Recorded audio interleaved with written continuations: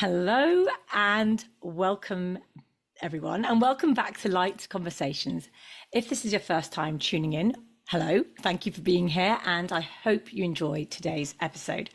I'm your host, Tuğçe Koçoğlu-Hobden, also known as Tuğçe, and I'm founder of Heart and Purpose, where I support people in reconnecting with their hearts, reigniting their purpose, and remembering their unique gifts. Today, I am absolutely thrilled to introduce someone who has graced more Vogue magazine covers than most of us have been on a weekend retreat or have crystals combined. She is Claudia Mason. She is a certified life coach, a supermodel, actor, and author of Finding the Supermodel in You, as well as a speaker and spokesperson. Claudia is one of the pioneering supermodels of the 90s, and having graced the covers of every major fashion magazine, both in the US and internationally, Vogue, Harper's Bazaar, Elle, Cosmopolitan, Mademoiselle, and W, she has walked the runways of New York, Paris, and Milan for all the top designers and fashion houses, from Dior, Chanel, Givenchy to Giorgio Armani, Yves Saint Laurent, Valentino, Gianni Versace. Additionally, she's been featured in campaigns for Anne Klein, Club Monaco, Christian Lacroix, Fendi, Louis Vuitton, and has worked with the most iconic photographers of the 20th century. But beyond the cameras and runway, Claudia has embarked on a deeply personal and spiritual journey. After experiencing a life-changing event, she chose to redefine success on her own terms, trading the spotlight for soulful service as a certified life coach. Today, she helps others access inner guidance and build lives of deeper resilience, presence, and purpose. Welcome, Claudia, to Light Conversations. You have lived an extraordinary life. Thank you, Tucci. What a beautiful introduction. Thank you so much. It's such a pleasure to be with you, and I've been so looking forward to this conversation. Thank you. I'm so honored because you really have led an extraordinary life, from global fashion icon to transformational guide. You've manifested all this, and you continue to manifest this incredible life. And I know it's not been a linear journey for you, and we'll go more into that, but maybe I'll just share a little bit how Claudia and I met each other. Just as a little introduction, because Claudia's from New York City. We met 5 years ago, I think, wasn't it? I mean, can you believe it was Guru Singh's first Kundalini University, KYTT, Kundalini Yoga teacher training. I mean, he's been doing this for decades, as I'm sure most of your audience knows, but this was the first one online. Yes. With Brett Larkin, the wonderful, also. Yes, with amazing Brett Larkin. Yes. Yeah. Which meant that we could all connect globally. It was the first one online. So yeah, we were the first students, weren't we? First students of the online venture, and it's going strong. He's amazing, but what an incredible experience that was. So it was at the end of 2020, and then we graduated in the spring of 2021. That's right, yes. How long ago that is. But I remember Tucci so well. And of course, you and I, none of us were in person. It was all virtual. But I remember so well the grounding that course gave me, particularly that it was the end of 2020 and into 2021. And so much, we all have COVID stories. So, but that was one of the greatest experiences of my horrible year of 2020, as we all difficult years. Yeah. So thank you for bringing Tucci and I together. And then we just finally met in London last month in the flesh. The actual in real, what do the kids call it? In real life, in real life. IRL. IRL, Mom. Yes. We met in IRL. It was amazing. And and I've just been so inspired by, your journey, because I know you've from Kundalini yoga to to the fashion world. And let's, if you don't mind, Claudia, if we can begin maybe with the world of fashion. What was it like, to rise so quickly as a teenager? Because I know you began this really, really young, in such an intense global spotlight. And and at that age, how were you able to stay so grounded? Yeah. Thanks for the question. I was discovered in New York City in a record store when I was right before I was 14. So I was 13. And this is a story that has existed since time immemorial within the entertainment industry. A lot of, people are discovered Mm, off the streets, so to speak, in schools and wherever, or they're marched into talent agencies and all of that, right? So in the entertainment industry, you have sports is in there, obviously theater and film and music and modeling is also in there. The Olympic athletes. I mean, it's all in the world of the entertainment tree of entertainment. Oh, the different branches, of course, like modeling and film. So I was with a friend in a record store, and a scout had come up to me and, I wore a body brace for scoliosis. I had braces on my teeth. I had the style then was little ice cream cone prints on shoelaces that you put in your hair. I mean, you're talking like 13 years old. so young. So So younger young than my and so daughter. goofy. Yeah, is your daughter's that age? Mm. Yeah, I mean, but I was very tall. I was 5'10", and I remember my friend was about probably a foot shorter than me. I don't even know if she was quite 5 feet, and we were in eighth grade. And the scout said, I'm usually looking for petite girls. Of course, she didn't look at the friend. This is why I say this story. And she said, but here's my card. You must give this to your parents. Mm. You must come into the agency. And all I remember from that day and the next day was the next day at school, the girl who was with me, who was, horrified that the scout didn't come up to her because the scout said, I'm looking for petite girls. And she was petite. She turned all the girls against me in school. So, of course, you have to realize that's the head of a 13, 14-year-old. It's not that the biggest agency in the world, a scout just picked you out and said, you have to come in. I mean, that was the event, but it was, oh my God, this school friend now turned all the girls against me. So anyway, so that's how young, and this is why it's important that child labor laws did pass, thanks to the Model Alliance a few years ago when my book was published, that it's one thing to work in the entertainment industry as a child, but as a model then, and this was pre-Me Too, we didn't have certain things set up. So children are exposed to the shark-infested waters of the entertainment industry. We have the glamour and the amazing stuff that we all know from the entertainment industry, and then there's the dark side. Well, the same with politics and medicine and spiritual worlds. We know that in all of the worlds, but they're really we generally as a global society think of the entertainment industry as the worst of that because everyone, as my mother used to say, would give their eye teeth. It's such an old phrase, but she would say that all the time. People give their eye teeth to have the opportunity you were given. So you have to be aware of that. You have to take responsibility and you have to also take care of yourself. So you ask, goes into your other part of that question is, how did I stay so grounded? As you know, as a mother, how important it is for children to have grounded, sane, sober in every which way of the word parents guiding them and mentoring them. Or if they don't have parents, mentors, adults around them.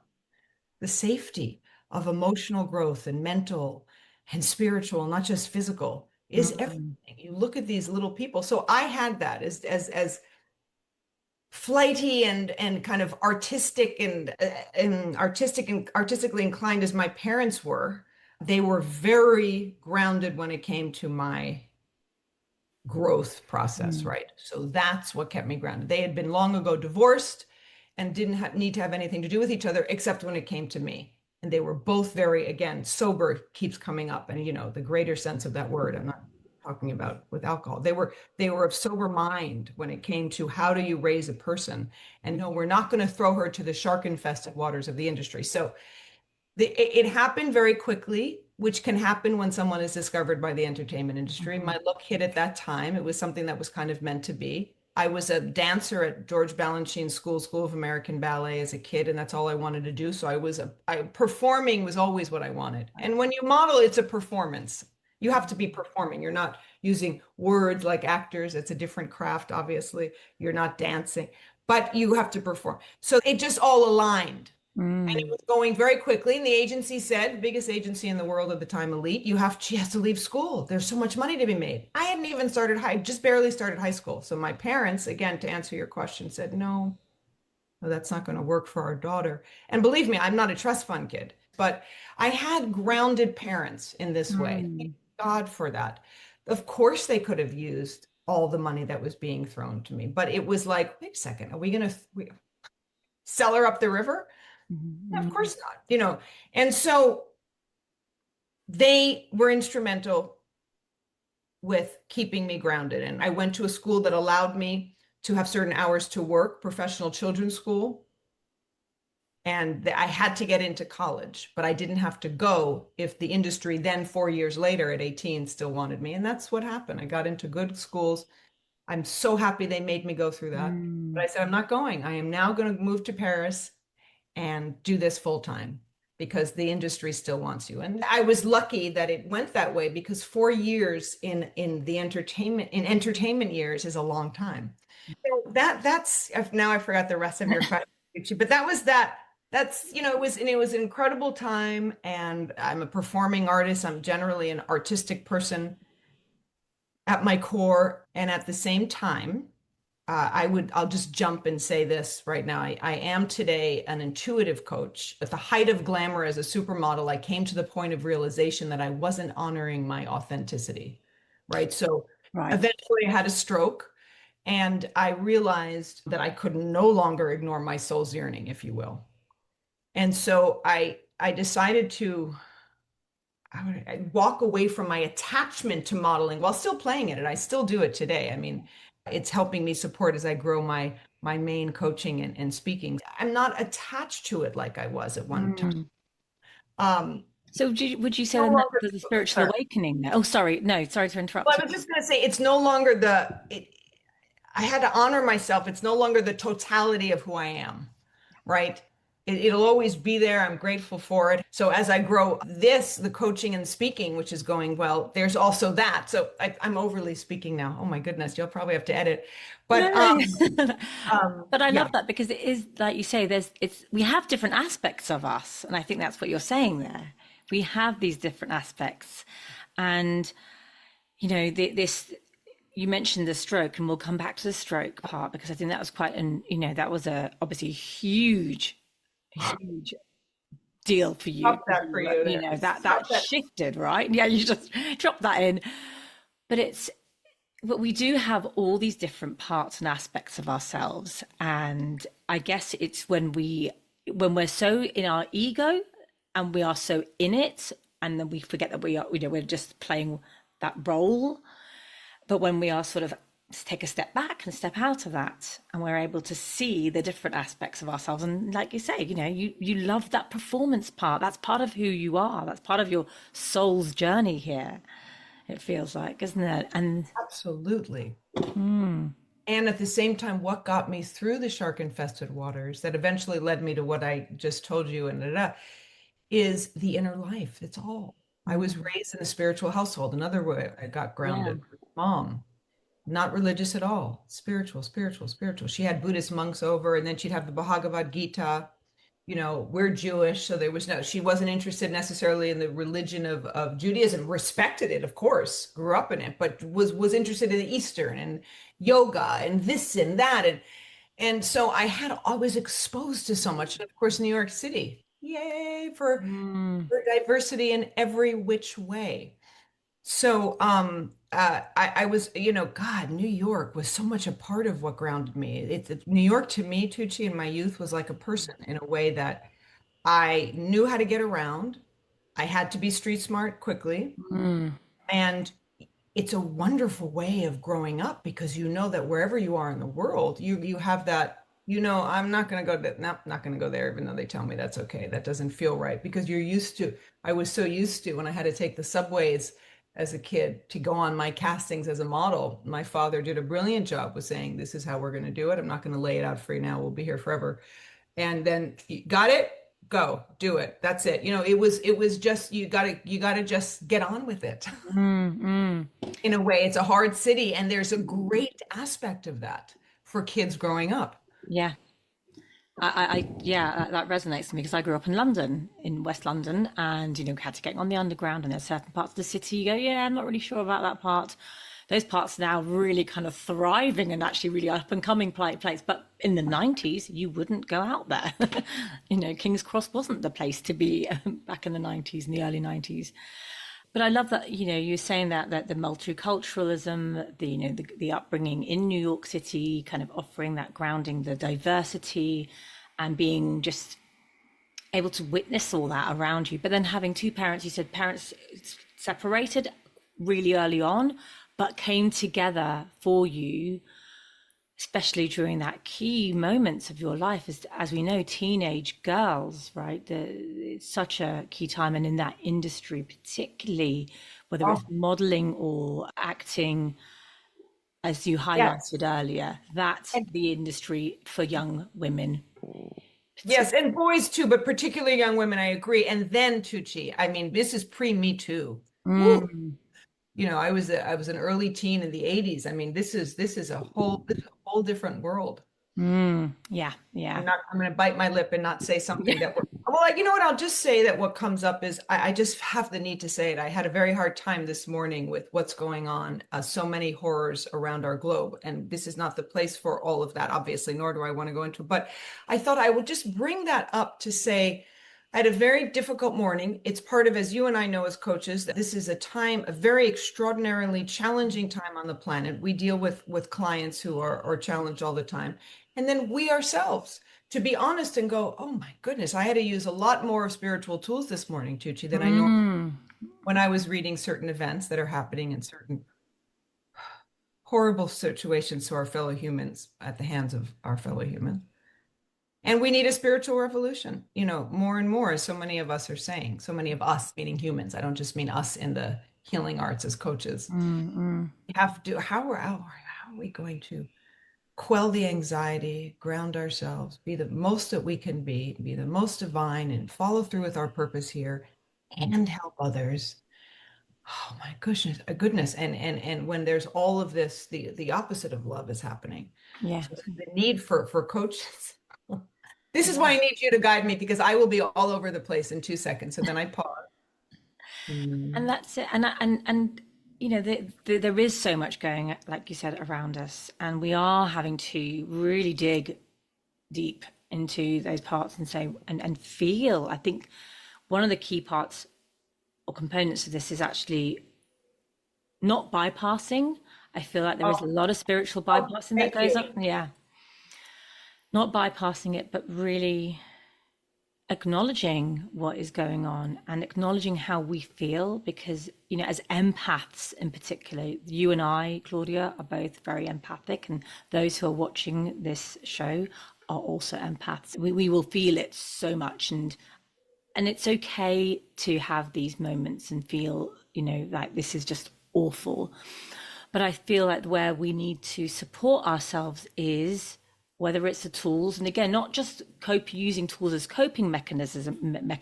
Mm, That's another thing that we can all, mm. be very guilty of. I know, I can, substitute things sometimes, but it's coming back into the like, am I watching the news?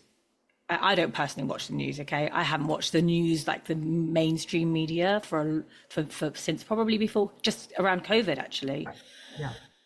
What am I consuming? What do I need? What, and making sure we're not consuming too much, because that can really, have an impact on ourselves, mental, emotional, spiritual, and our energy field as well. I agree with you completely. And though I need to say and I am a firm believer that we must not be, that's where bypassing come in, our little world of just Mm. healing arts and not consuming news. I'm with you with the mainstream stuff. I believe we have got to be aware always of the besides the beauty, the horrors that are going on, that have Yeah. been going on since the beginning of man, so that I absolutely will find ways of taking in certain news.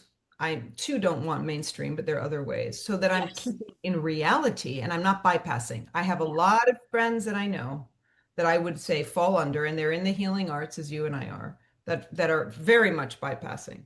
Yeah. I'm just not going to take that in. It's not in my Shakti and my thisy and my thaty, and it's not helping me. Well, then you're not living in reality. Yeah. People are suffering, and people coming to us as clients need the guidance. It's personal and professional development, that reaps tons of rewards way after the hour is over, obviously. And so, I mean, I can't imagine being a coach. And you didn't say this, obviously. I'm just riffing a little now, where I have no sense of what's happening, like in my country with the horrific, the social network meaning of the healthcare and education for the public is being stripped away. It's outrageous. You have to know this, because I could have a client then coming that is Ah, that. So in have that to be way, aware. which and you're saying, but I had to just put a point on that. I'm glad you did. I think that's important. I really do, Claudia, because I know I'm with you on this. There is a lot of that brushing it, what I like to call ostrich mode, when we kind of, we're just going That's to put great.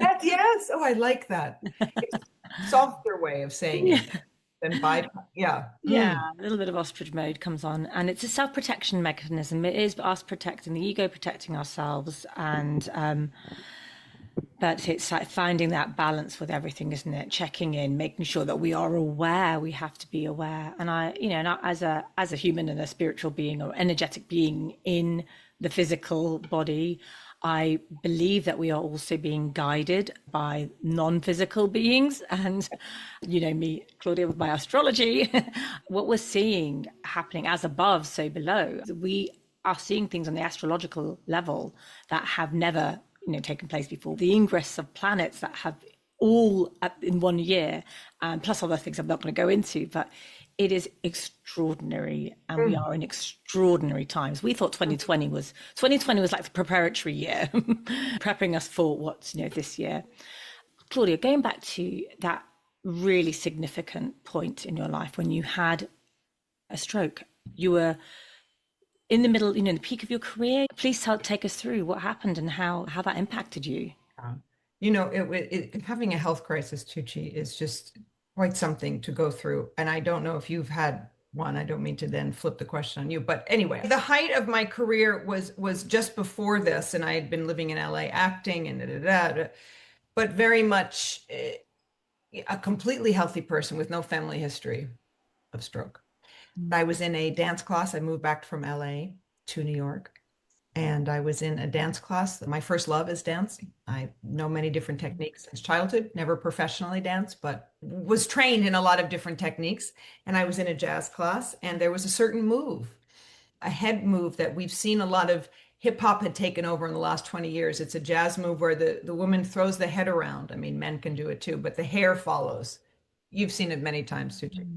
Christina Aguilera Wow. to Beyonce to J Lo to whoever. It's just, and I have to say it this way: we're all built differently. A lot of those performers are shorter, a little more athletic build. I'm a very tall drink of water. I was also late 30s at this point, and I had, talking about ego, a need to be at the front of the class, and I'm going to dance again. And they were all kids, and I'm doing this for my own need of loving dance, but it was a little, when I think about it, not blaming myself for an accident. We don't do that. No. But just looking at the symbolism of, well, how did this happen this way? Because I like to look at things that way. Mm.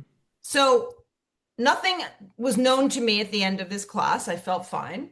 And the choreography called for a lot of those snapping the neck and the head around and the hair following. And I say goodnight to the teacher and a couple of people I knew. It was a new class, so I didn't really know people that well. And I go home, an uneventful night's sleep. I woke up the next morning, and I was still pursuing an acting career that was going on, had been going on since my LA days, and went to the building for the play audition on Broadway. And in Midtown Manhattan, a very noisy lobby, tons of people up and down. And suddenly, 9 a.m., I had the worst headache that I'd ever experienced in my entire life. Never had a migraine, thought this must be a migraine. And the worst of it is, Tucci, my sight went away. I'm a fully sighted person. And when I opened my eyes like I am now, there was nothing. There was just grayed out. Wow. So when I say this every time, I just think, thank you, God, whatever this whole thing Mm. is, why we're here. I was somehow, Tucci, very relaxed. And I'm not the most relaxed person necessarily, But that somehow wasn't completely freaking me out because I just thought, oh, this must be a migraine. I guess the vision can go away and it'll come back. Mm. Ask me why. I was somehow calm. I think this is all part of the what happened. So that's why I'm going through, if you don't mind. And I'm sitting on the staircase as people are whipping by, as they do in any big city, London, New York. And I'm going like this. And I guess a person had seen me and she came over, a stranger, and said, "Are you okay?" Another actor going to another play audition. And I said, "I'm not okay." And I told her what was going on. And she said, "I think you should call an ambulance." Mm. And she was right. Didn't listen to her. "Oh, don't be ridiculous. It'll be fine." So she walked me over because I couldn't see, sat me down away from the crowd, and suggested, thank God, that we call someone because I wasn't taking her suggestion of the ambulance. People don't ever do what I did. That's why I'm a spokesperson today for the American Stroke Association. This is not what you do, even though I was one of the lucky ones. Go to the ambulance immediately. You call an ambulance. Anyway, and so we called. I couldn't see my phone. I remembered my father's number. I told her to call the number. By the time he came, it's now what? He got there as soon as he could, but it was probably 30 minutes later. I can see like I do now, Tucci, which is I can see everything in front of me, up and down and all here, and this hand. But there's a spot in the upper, I know it's hard to do this on it, but anyway, a spot in the upper left quadrant that's still missing. So all those years ago, over a decade ago when this happened, he appears, my dad, and what do you want to do? And I said, I don't know. I mean, we were just, no one has ever gone through this in either side of my family.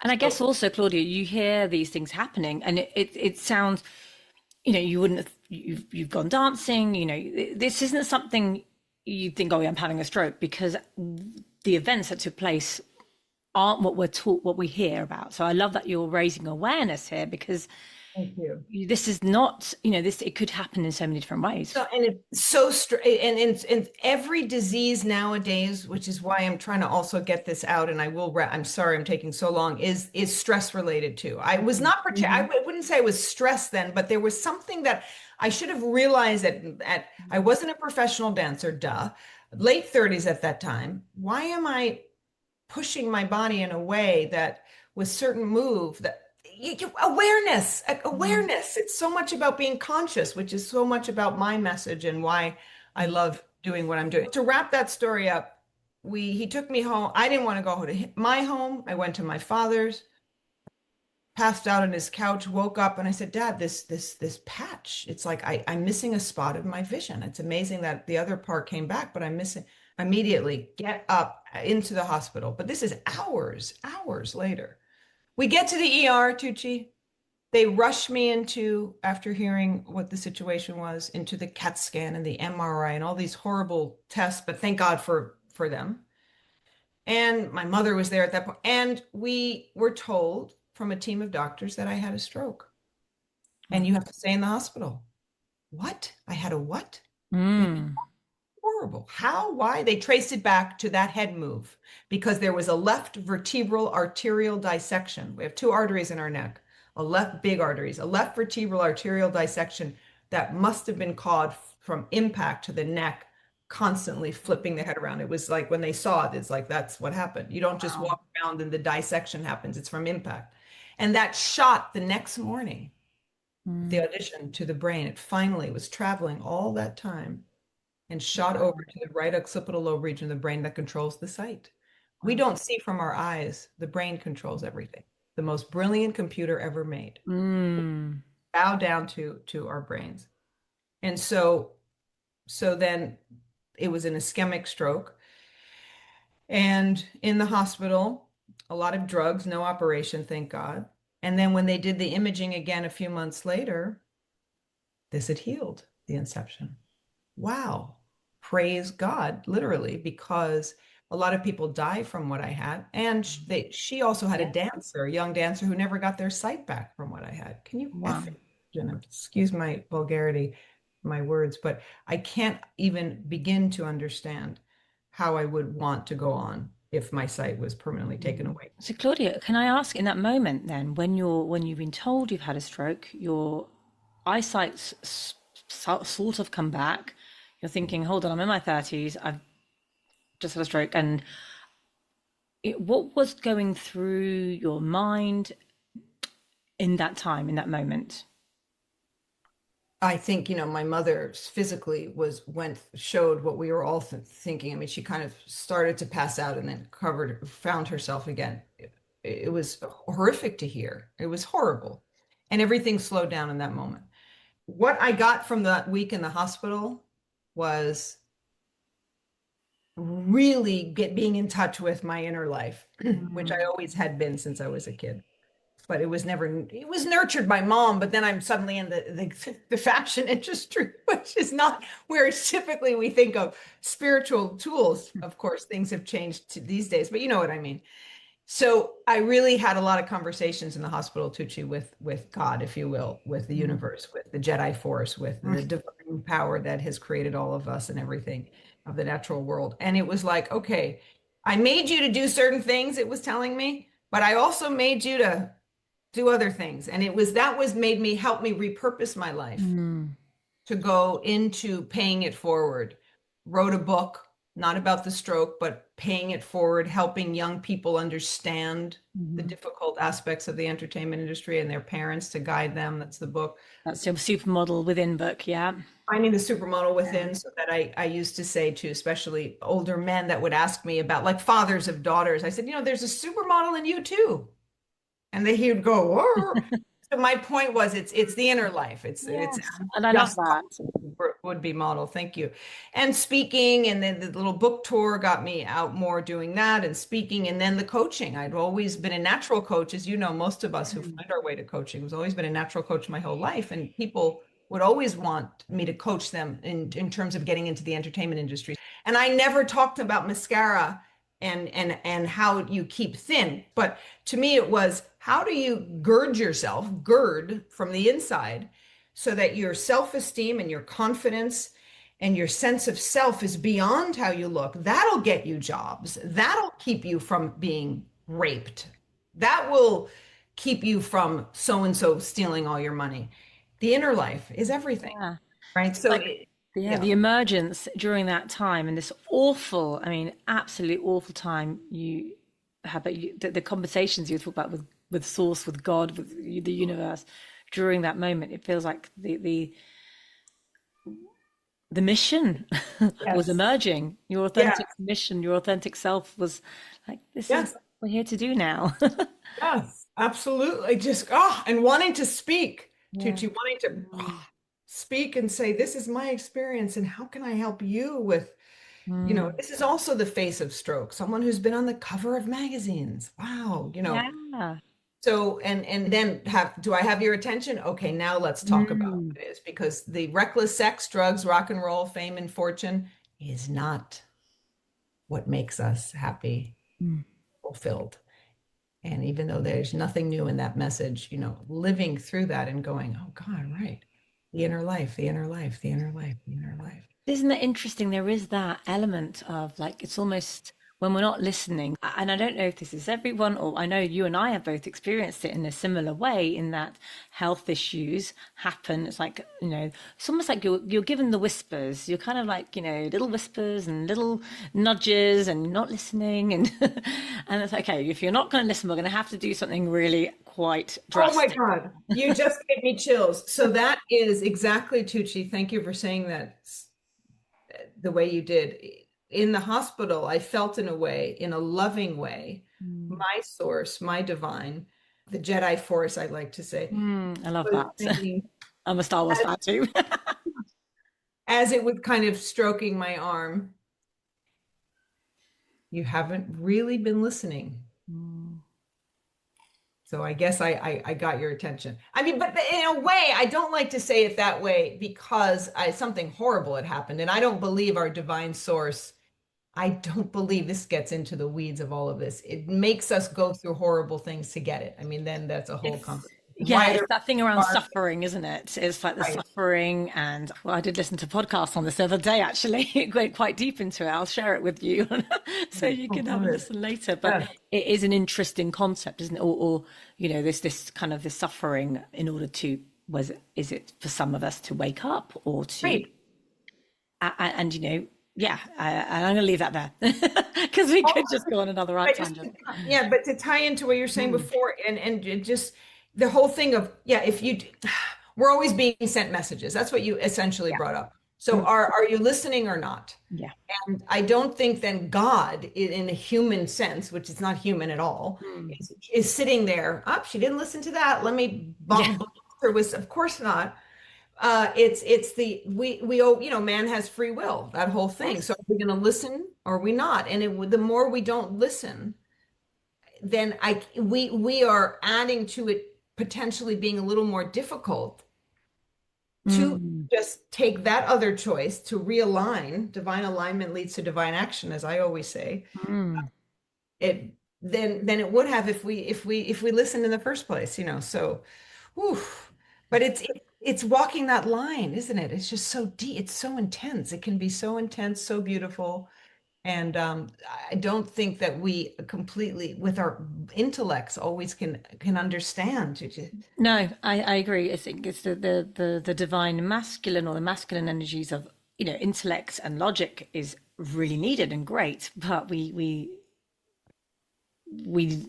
we are sort of conditioned to that way of being because that is what society celebrates rather Yeah. than that more intuitive, that divine feminine way of being, which is not necessarily it's not the logical way. So we intuit and we lose that sense of intuiting. And I think a lot of the time when we are growing up and we want to do great things because we're told from a very young age that we have to, you go to school and then you go to university and then you go and get a job, you get a career, whatever that career may look like. And sometimes what society shows us through marketing, and I worked in advertising for 20 years, and what we're shown is not necessarily what our soul wants us to be accomplishing in this lifetime, and we get disconnected from that. And our soul has a way of kind of, we Yes. have free will, but it has a way of kind of going, come back now, come back to, maybe it could look like this instead. Oh, it's deep though. This stuff Yeah. is, ooh, and the subtlety and Mm. how you have to, that's where the spiritual practices, as you and I know so well, come in. We have to keep in touch with that part of ourselves that is always guiding us, always guiding us. Claudia, what spiritual practices or what practices or tools did you use during your recovery phase? What was the most helpful thing to you at the time? Prayer, meditation. Had I done transcendental meditation? Not yet. I hadn't gotten that technique, but I had been meditating in other ways.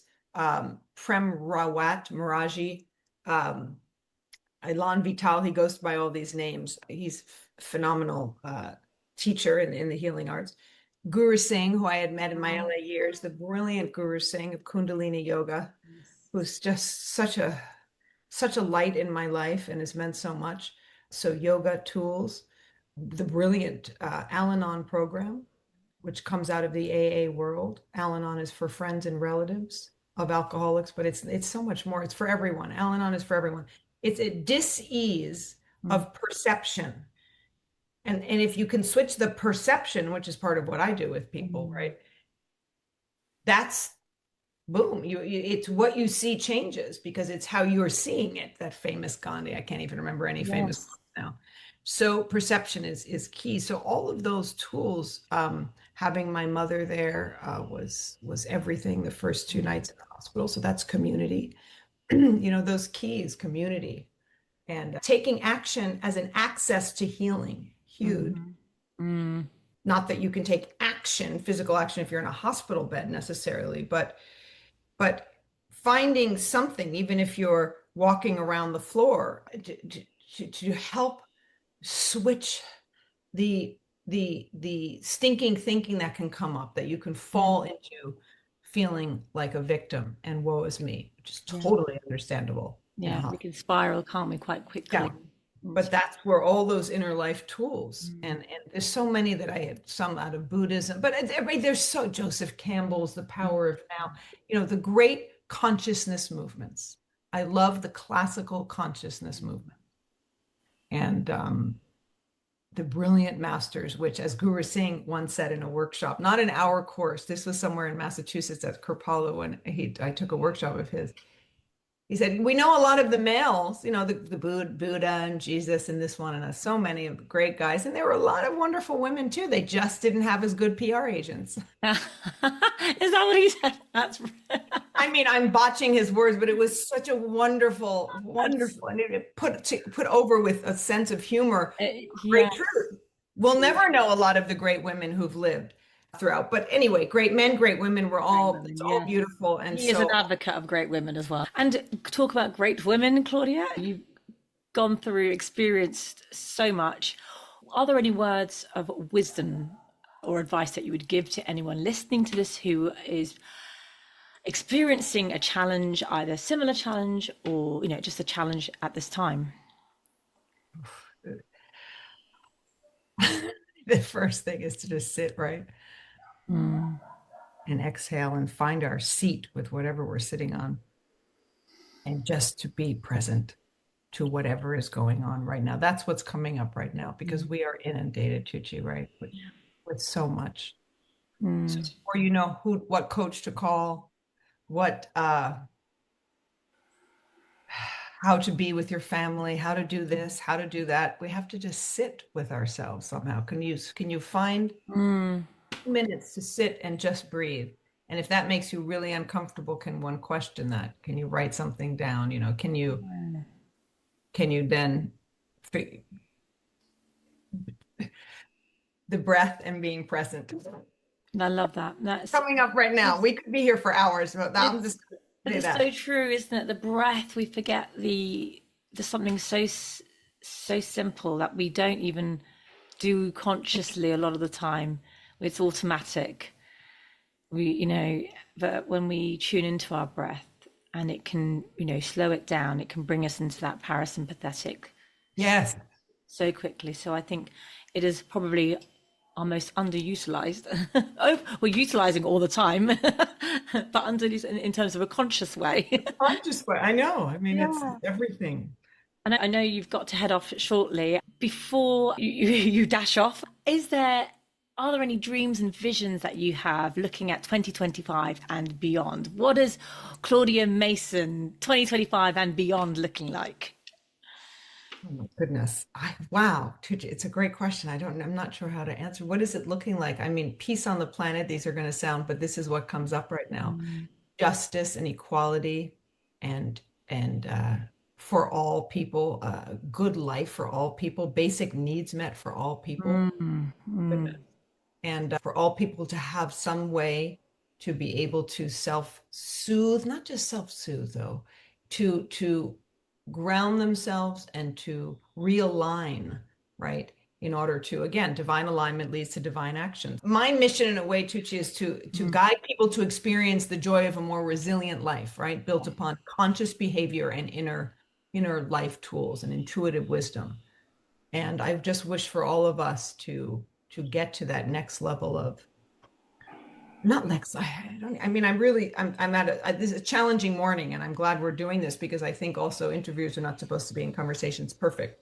Sometimes you pause because of the outrageous sorrow and pain that we're going through right now globally. How do we get through that? And if it's not by our, focusing on our own humanity and morality, and then bringing it out to help others. So in whatever way I can with that.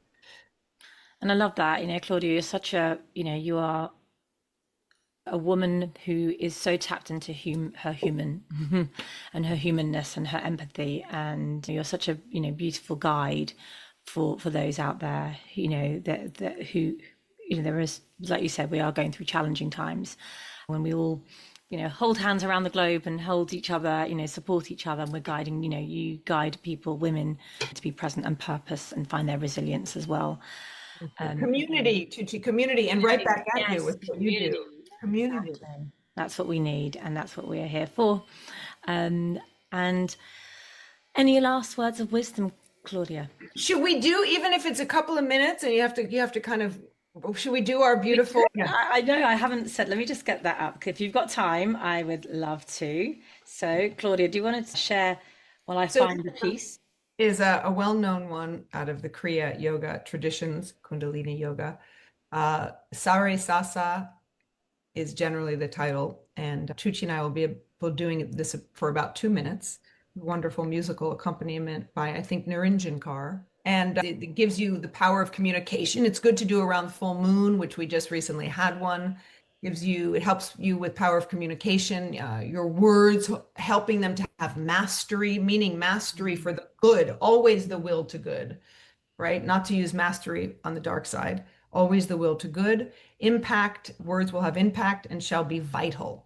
And that again, I think of, I'm a Star Wars baby, the power of what the filmmakers were getting at with the Jedi Force and Yoda, who happens to be my spirit animal. Okay, Yes. I'm going to stop. So we are conquering the wisdom of the past, present, and future with this. Yes. Okay. I'm going to start pressing play. And yeah, just join us. We're going to do this for a couple of minutes. Please join Claudia and I with this. There's a mudra, isn't there? There's a mudra. You have the prayer position at your navel. It goes up. It goes opens like this into kind of like a lotus, and then an inverted prayer down to your navel with going up. So here we go. Okay. Can you hear? Hold on. It's just playing now. Yeah. It's just starting. Let me know if you can hear it. She hasn't started singing yet. Okay.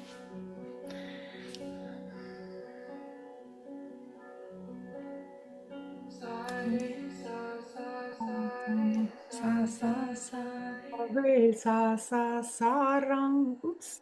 Hara re hara hara re hara hara hara re hara hara hara rang. You know what? I don't know if it's going to work because I can't hear her at all. Oh, can you not hear her? Oh no. Get that Zoom.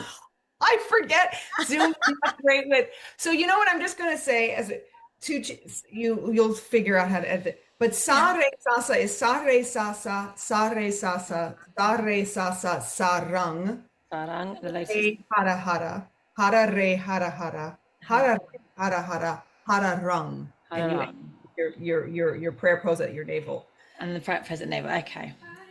And this is the, yeah. And I can share the link to the song if anyone would like to practice this beautiful, I hadn't practiced Austin before Claudia showed me. It's such a beautiful mantra meditation and mudra. So thank you, Claudia, for sharing that. Jules, such a pleasure to be with you. You're such a light in the force, Tucci. I just I love this conversation. I so enjoy our continuing to get to know each other. Yes, me too. And I will share your Instagram handle and your website, which, if I can't remember off the top of my head, is claudiamason.com. Right. And then I'll share the Instagram so everyone's got your details. So follow Claudia and share this if you like this interview. Please subscribe, share, like, comment, all the lovely stuff. So that helps. Subscribe to Tucci. She's awesome. Oh, thank you so much, Claudia. It's been such a pleasure to have you on here. So honored that you joined us today. Mwah. Lots of love. Thank you, everyone, for watching.